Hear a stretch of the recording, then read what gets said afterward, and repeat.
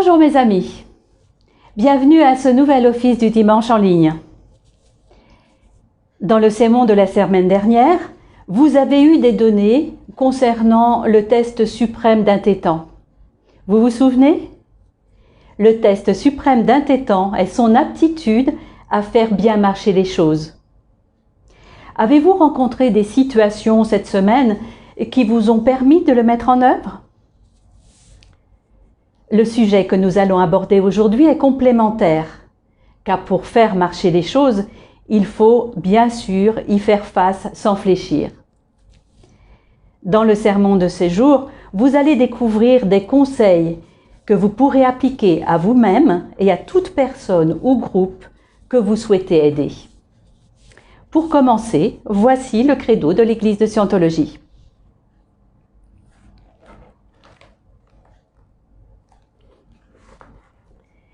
Nous, membres de l'Église, croyons que tous les hommes, quelle que soit leur race, couleur ou croyance, ont été créés avec des droits égaux.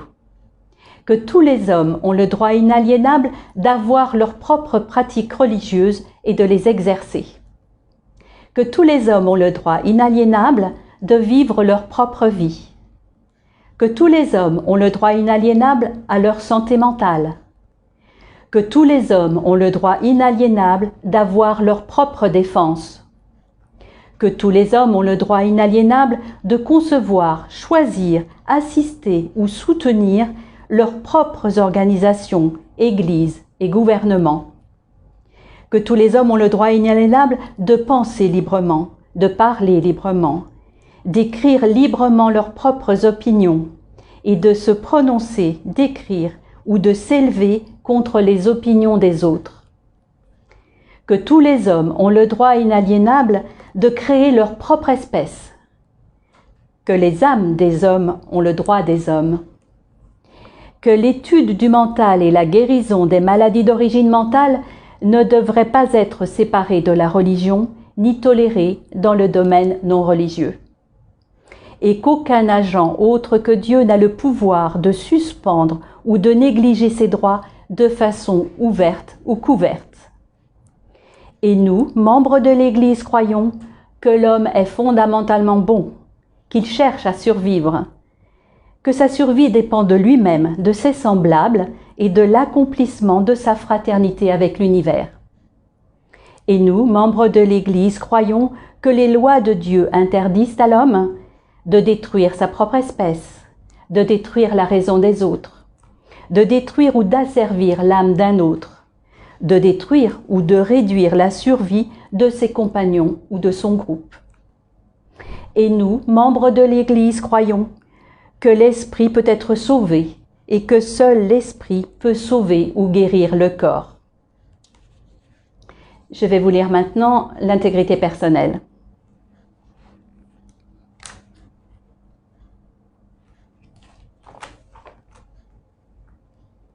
L'intégrité personnelle. Ce qui est vrai pour vous est ce que vous avez observé par vous-même. Et lorsque vous avez perdu cela, vous avez tout perdu. Qu'est-ce que l'intégrité personnelle? L'intégrité personnelle, c'est savoir ce que vous savez. Ce que vous savez n'est rien d'autre que ce que vous savez. C'est cela l'intégrité. Il n'y a pas d'autre intégrité. Bien sûr, nous pouvons parler d'honneur, de vérité, de tout cela, ces termes ésotériques. Mais je pense qu'on ne les trahirait pas le moins du monde si ce que nous observions était vraiment ce que nous observions. Si nous prenions soin d'observer ce que nous observons et que nous observions toujours dans le but d'observer. Et sans nécessairement adopter une attitude sceptique, un esprit critique ou indulgent, mais certainement en maintenant suffisamment d'intégrité et de conviction personnelle, de confiance en soi et de courage, pour pouvoir observer ce que nous observons et dire ce que nous avons observé. En dianétique et en scientologie, une chose n'est vraie que si vous l'avez observée. Et elle n'est vraie que selon votre propre observation. C'est tout.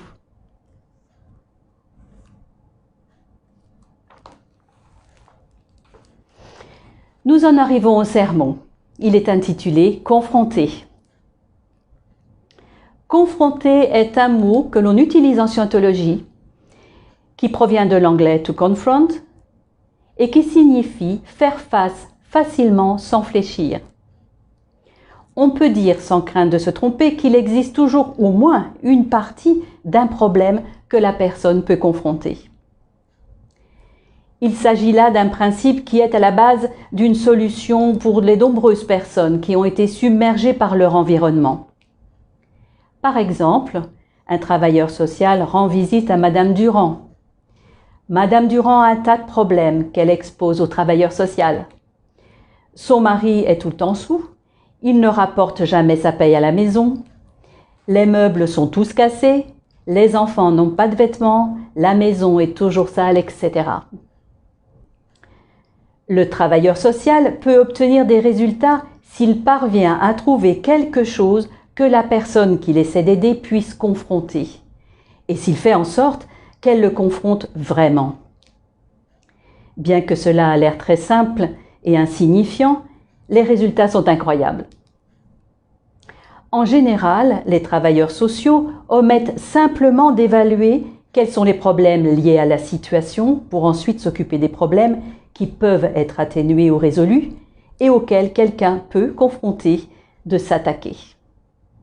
Et donc le travailleur social échoue à aider les personnes qu'il visite, car il ne leur donne jamais quelque chose qu'elles puissent faire. Le travailleur social dit avec la meilleure intention du monde: « Ce que vous devez faire, Madame Durand, c'est nettoyer cette maison, la faire briller de fond en comble. Après tout, nous vous avons donné du savon. Et vous pouvez laver vos enfants et leur mettre les jolis habits neufs que nous vous avons envoyés. À présent, je vais avoir une conversation avec votre mari concernant son alcoolisme. » Et à ce moment-là, même si Madame Durand avait nettoyé la maison et mis les habits propres aux enfants, il se quitterait en d'extrêmement mauvais termes. Le travailleur social vient de dire à Madame Durand quelque chose qu'elle sait être impossible par expérience. Personne ne peut parler à son mari à propos de sa boisson. Elle pense que même une offensive de l'armée tout entière ne pourrait rien faire à propos de l'alcoolisme de son mari. Rien de ce que le travailleur social fera ou dira à partir de ce moment n'aura d'effet sur Madame Durand. Supposons à présent que le travailleur social ait écouté attentivement Madame Durand, puis qu'il ait appliqué le principe consistant à lui donner à faire quelque chose qu'elle puisse vraiment confronter de faire. Il peut avoir noté durant leur conversation que Madame Durand a vidé un cendrier pour sa cigarette. Alors il lui dit: « Je vais vous dire ce que je ferais si j'étais vous. Je commencerai et petit à petit je nettoierai la maison. Et si vous commenciez par vider les cendriers de façon régulière, Madame Durand pourra peut-être se fâcher, mais lorsque l'autre s'en ira, elle fera le tour de la maison et videra les cendriers. » Trouver quelque chose que la personne puisse confronter de faire est essentiel si vous voulez obtenir son accord pour qu'elle le fasse. Le premier niveau d'aide est « on peut y faire quelque chose ». Le deuxième est « quelque chose que vous pouvez faire ». Présenter à une personne quelque chose qu'elle peut confronter et qu'elle peut réellement faire lui donne l'idée que la situation peut être résolue. Et après quelque temps, vous verrez que Madame Durand commencera même à penser qu'elle peut faire quelque chose pour que son mari arrête de boire. Le principe consistant à donner à une personne quelque chose qu'elle peut confronter de faire est extrêmement utile dans de nombreux domaines. Souvent, les gens ne savent pas comment réussir mieux dans la vie. Ils sont certains qu'ils ne peuvent pas améliorer leur façon de vivre, qu'il est impossible d'aller mieux. Mais en prenant cette donnée, on peut facilement démontrer, même à un groupe de personnes, qu'il est possible de s'améliorer. On procéderait de la manière suivante. Commencez par suggérer à la personne que vous souhaitez aider Dressez une liste succincte des problèmes que vous rencontrez dans votre vie. Lorsque c'est fait, demandez-lui: lequel de ces problèmes est le plus facile à confronter pour vous? Écrivez-le ici. Puis dites-lui: écrivez ce que vous êtes absolument sûr de pouvoir faire qui résoudrait le problème que vous venez de mentionner. Et puis dites-lui enfin: maintenant, vous voyez ce que vous avez écrit là en bas de cette page? Eh bien, faites-le. L'utilisation de ce principe peut énormément aider les gens, aussi bien dans l'aide sociale que dans la direction des groupes, l'éducation, l'enseignement et de nombreux autres domaines. Si vous allez parler aux gens de problèmes qu'ils savent être impossibles à résoudre ou même à réduire, ne vous attendez pas à ce qu'ils soient enthousiastes à l'idée d'accomplir quoi que ce soit. Ni le problème abordé, ni la solution suggérée ne doit dépasser l'aptitude à confronter de la personne à qui vous vous adressez.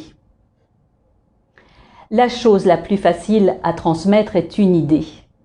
Mais cette idée ne doit pas enfreindre la capacité de confronter de l'individu qui est censé l'exécuter. La séquence est la suivante. Quelle est la situation? Quel élément de la situation pourrait être confronté? À quel élément de cette situation la personne est-elle disposée à s'attaquer? La plupart des gens arrêtent de donner des conseils car les conseils qu'ils donnent ne sont jamais suivis. Mais une personne qui respecterait les règles énoncées ci-dessus serait un conseiller très écouté. Si les gens peuvent confronter ce qui leur est demandé, ils seront à même de résoudre leurs problèmes et en viendront à bout. Ceci aura pour résultat qu'ils arriveront à voir et à confronter une plus grande partie de leurs difficultés. Et la séquence ci-dessus pourra être répétée.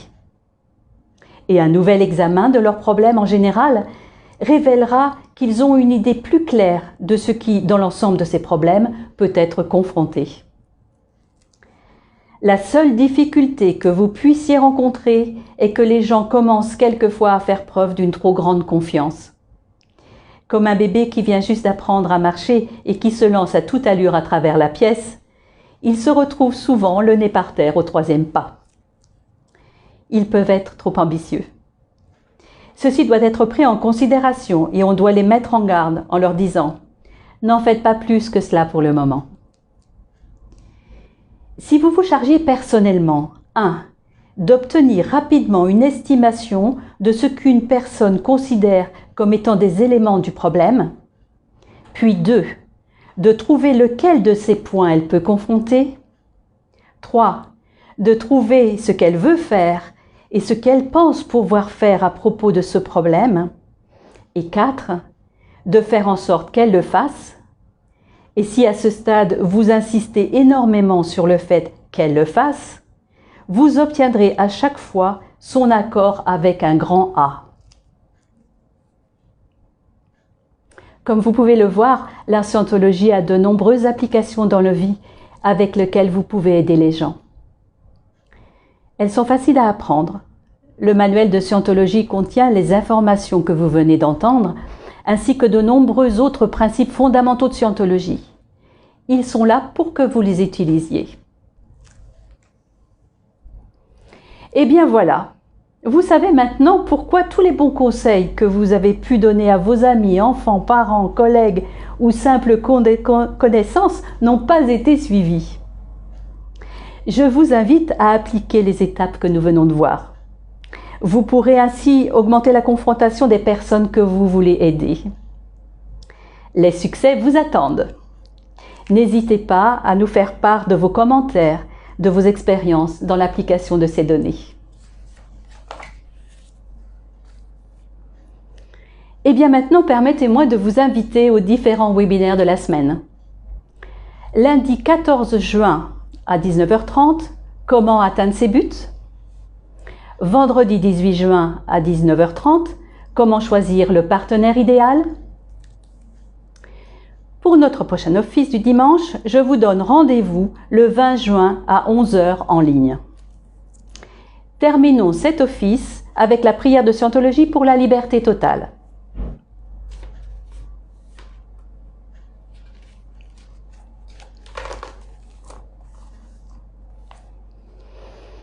Puisse l'auteur de l'univers donner à chaque homme la possibilité de parvenir à la compréhension de sa nature spirituelle. Puisse notre conscience et notre compréhension de la vie s'agrandir, afin que tous puissions découvrir l'auteur de l'univers. Et puissent d'autres aussi atteindre cette compréhension qui mène à la liberté totale. En ce moment, nous pensons à ceux dont la liberté est menacée, à ceux qui souffrent d'emprisonnement à cause de leurs croyances, à ceux qui ont été asservis ou martyrisés, et à tous ceux qui se font brutaliser, piéger ou attaquer. Nous prions pour que les droits de l'homme soient préservés, pour que les peuples puissent croire et pratiquer leur foi librement, afin qu'à nouveau la liberté règne dans notre pays.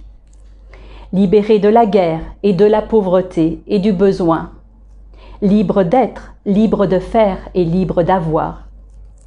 Libre d'utiliser et de comprendre le potentiel de l'homme, un potentiel d'origine et de nature divine. Et libre de parvenir à cette compréhension et cette conscience qu'est la liberté totale. Dieu fasse qu'il en soit ainsi. Je vous souhaite une excellente semaine.